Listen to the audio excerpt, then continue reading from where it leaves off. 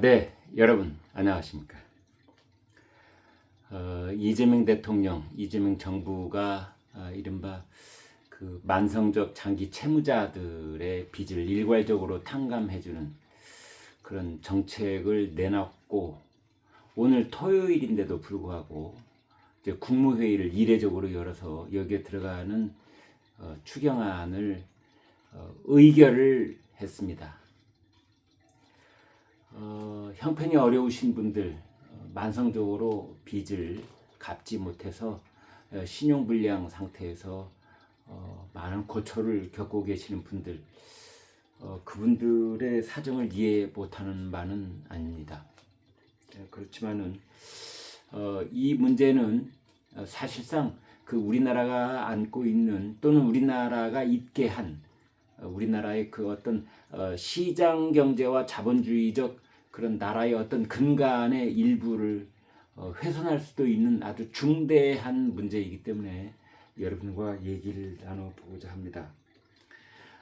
이처럼 광범위하게 어떤 몇 년 동안, 예를 들어서 7년간 이상 이런 식으로, 그리고 5천만 원 이하 113만 명 대상으로 하는 이러한 그런 이 포괄적이고 광범위한 이런 부채 탕감 조치를 하는 나라는 여러분, 전 세계적으로 우리나라가 처음 있는 나라입니다. 이것은 한간에서 도덕적 해이가 문제다. 그래서 빚을 안 갚고 어쩔 수 없이 안 갚은 사람도 있겠지만, 그 중에는 이리저리 핑계를 대고 다른 곳에 유흥비로 쓴다든지 노름을 한다든지 이런 사람들도 일부 섞여 있을 텐데, 이런 사람들에 대한 포괄적인 어떤 이 도덕적 해이, 이것이 큰 문제다라는 말씀도 있습니다만, 제가 봤을 때는 그분들의 도덕적 해이 못지않게 크게 문제가 되는 것은 성실하게 돈을 갚아온 사람들을 맥빠지게 하는 것, 그러니까 성실한 사람들의 무릎을 꺾이게 하는 것, 이것이 더 큰 문제라고 저는 생각을 합니다. 유럽의 몇몇 나라에서는 대개 이렇게 이런 사정이 어려운 분들, 실업 상태에 있는 분들, 직업을 구하려고 해도 잘 안 되는 분들을 위해서는 work to welfare, 그러니까 복지를 회복하기 위해서 일자리를 특별하게 알선해주는 그런 정책을 펴니다. 이게 일괄적으로 빚을 탕감해주는 것이 아니라 열심히 일을 해서 빚을 갚을 수 있도록 도와주는 것이죠. 그러니까 예를 들면 우리의 경우에도 debt repayment, 채무를 상환할 수 있도록 work to debt repayment, 줄여서 work to DR, 이렇게 할 수 있는 겁니다. 그런데 그걸 하지 않고 일괄적으로 이제 빚을 탕감하겠다고 했습니다. 토요일 날 국무회의를 한다는 것을 이제 이재명 대통령은 생색을 내면서 이렇게 31조 8천억 2차 추경안을 의결을 했습니다. 또한 오늘 뉴스를 보니까 전 국민을 대상으로 한 소비 쿠폰 1인당 작게는 15만 원, 그리고 많게는 55만 원까지 전 국민입니다. 21일부터 지급을 시작한다고 합니다. 9월 12일까지 8주 동안 돈을 이제 뿌리는 겁니다. 정확히 말하면 돈을 살포하는 겁니다. 자, 이것이 어느 정도나 국민을 행복하게 만들지, 어느 정도나 경제를 살리는 민생 회복의 그 마중물 역할을 할 수 있을지는 두고 봐야 되는데, 지금까지는 과거 사례로 보건대 큰 효과는 없다. 살포된 돈의 30% 채 못 미치는 정도만 돈이 돌았다, 이런 말도 있습니다. 아무튼 7년 이상 채무를 상환하지 못하고 있는 사람들을 일괄적으로 면제해주는 9천만 원 이하 개인 채무자 113만 명 탕감을 한다, 이렇게 돼 있는데요. 이 사람들의 빚이 총액을 따져보니까 16조 4천억쯤 됩니다. 16조 4천억을 이제 일괄적으로 정부가 처리를 해주겠다, 이런 건데요. 여러분 2025년 기준 우리나라 지금 가계대출이 얼마인 줄 아십니까? 980조입니다. 980조. 16조 4천억에 비하해서 980조는 60배나 됩니다. 60배. 그렇다면 60분의 1에 해당되는 사람들의 빚을 갚아주는 그 일이 나머지 60배나 되는 그 사람들이 980조 원이라는 은행 가계대출을 성실하게 갚아 나가고 있는 이 상황, 그 사람들을 얼마나 김 빠지게 하고 무릎을 꺾이게 하는지 이런 부분에 대한 얘기는 충분히 나오지 않고 있는 것 아닌가, 이런 생각이 드는 겁니다. 이재명 대통령은 이런 말을 했습니다. 은행이 예측했던 위험을 이미 다 비용으로 산정해 이자를 받고 있는데 못 갚는 걸 끝까지 쫓아다니면서 받으면 부당이득이다. 부당이득이라고 그랬습니다. 이런 문제는 사회적으로 한번 정리해줘야 한다. 그게 형평성에 맞는다. 이재명 대통령한테 분명하게 하고 싶은 말이 있는데요. 그건 형평성에 맞는 게 아닙니다. 이 대통령 아시겠습니까? 그건 형평성에 맞는 것이 아니라 이렇게 말을 해야 됩니다. 국민 여러분, 형평성에는 맞지 않지만 이번 한 번만 전 국민 통합적 차원에서 국민적 관용과 포용이 필요하다고 생각하는데, 여러분, 그분들도 다 같은 우리 국민이니 이번 한 번만 우리가 폭넓게 끌어안아 주는 게 어떻겠습니까? 라고 말을 해야 됩니다. 형평성에는 맞다. 이것이 형평성에 맞다. 113만 명, 16조 4천억 일괄적으로 탕감해 주는 것이 형평성에 맞다라고 말을 하는 것이 아니라, 형평성에는 맞지 않지만 새 정부가 출범했고 하니 그분들을 우리가 한번 관용과 포용 정신을 발휘해서 끌어안고 함께 새 출발을 하는 건 어떻겠습니까? 라고 말을 해야 되는 겁니다. 더더군다나 이것이 부당이득이라니요.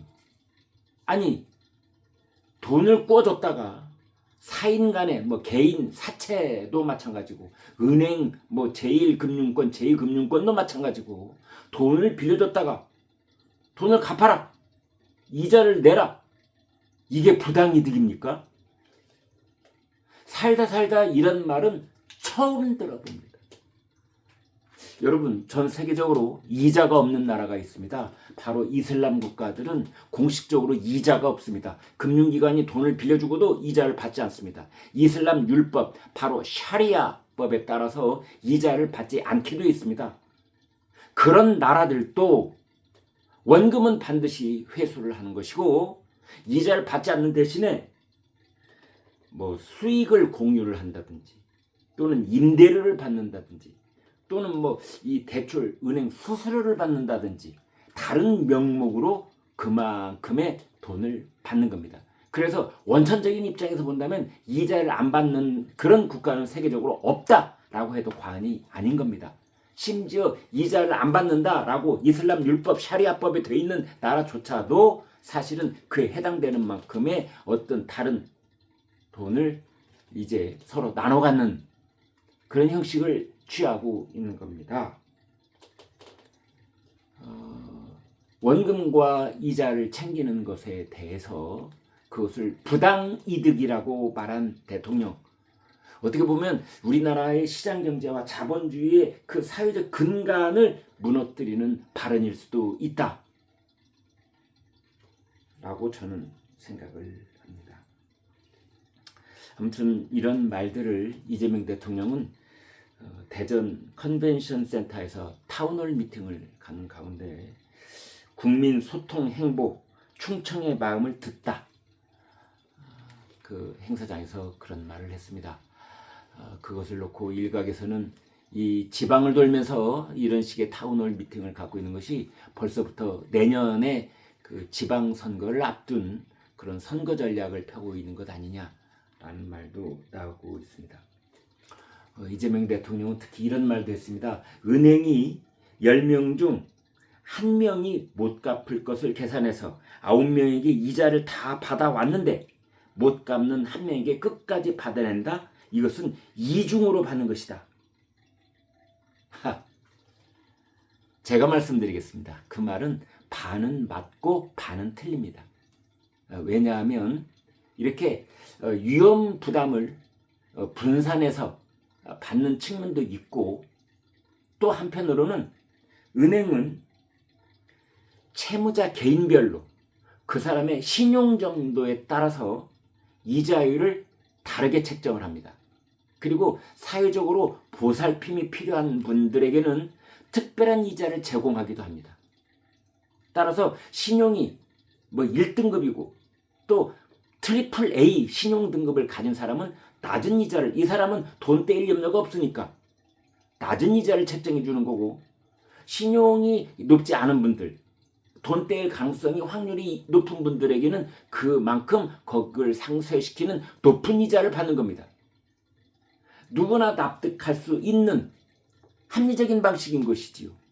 그것을 그 어떤 개인적인 개인 그 신용 정도하고 상관없이 나머지 전체에게 분산시키는 것, 그것도 물론 있긴 있습니다만 그것이 전부는 아닌 것입니다. 그래서 이재명 대통령이 이 말은 반은 맞고 반은 틀리다, 이렇게 말할 수가 있습니다. 그리고 못 갚는 1명 말고 그 위험까지 뒤집어 쓰는 9명의 부채 상환자들은, 그러면 그 사람들은 바보 등신입니까? 사전에 대출 약정서에 혹시 그런 거 다 써 있습니까? 당신이 이번에 내게 될 5.5%의 은행 이자는 사실은 돈을 못 갚는 사람의 위험 부담까지도 당신에게 일부분 떠넘긴 그런 내용이 들어있다는 것을 당신도 충분히 알아들었고 인정했음이라고 사인하세요. 이런 내용 들어있습니까? 왜냐하면 이걸 놓고 이재명 대통령은 분명히 이중으로 받는 것이다. 은행 이 나쁜 놈들, 너희들은 왜 이중으로 받는 거야? 이런 식으로 얘기를 했는데, 그렇다면 이재명 대통령은 16조 4천억을 공중에다 풀어 헤치기 전에 관련 법규부터 바꿔야 됩니다. 이 관련 법규 중에 은행법도 있고 금융소비자보호법도 있습니다. 은행법, 금융소비자보호법, 이것부터 손질을 하겠다고 약속을 했어야죠. 그래서 가령 은행이 이중으로 받는 부분이 있다면 이중으로 받지 못하도록 법으로 막아놨어야죠. 왜 그것을 대통령이 혼자 생색을 내고 있습니까? 그런데요, 여러분, 이것은 놀라운 비밀이 하나 있습니다. 사실은 이러한 조치들이 만성 장기 채무자를 위한 것 같지만 사실은 마음속으로 안도의 한숨을 내쉬면서 손뼉을 치고 있는 사람들은 은행 사람들입니다. 은행 사람들에게 이 악성 채권, 이것은 두고두고 골칫거리입니다. 악성 채무, 만성 채무, 장기 채무, 이거 일괄적으로 잘못 핸들링했다가는 현행 법규 위반으로 나중에 조사받고 관련 은행 책임자들 처벌받고 그렇게 될 수 있는 겁니다. 왜냐하면 은행의 자체적인 재무 건정성을 늘 금융감독원으로부터 이 조사를 받아야 되는데, 악성 채무가 쌓여 있으면 그걸 어떻게든 연차적으로 해결해 나가야 되는 그런 의무를 또 은행은 지고 있는 건데요. 이걸 일괄적으로 이재명 정부가 해결해 주고 있는 겁니다.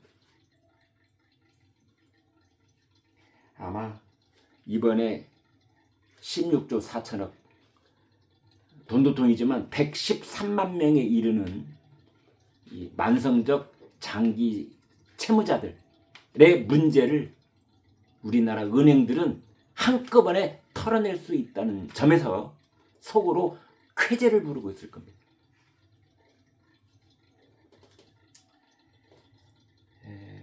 그렇게 해서 이 은행이 쾌재를 부르고 있는 그 시각에 이재명 대통령이 말한 이 9명의 성실한 채무 상환자들, 그 사람들이 그러한 비용을 고스란히 감당하게 되는 것이다. 이렇게 말씀드릴 수 있겠습니다. 네, 여러분 여기까지 하겠습니다. 고맙습니다.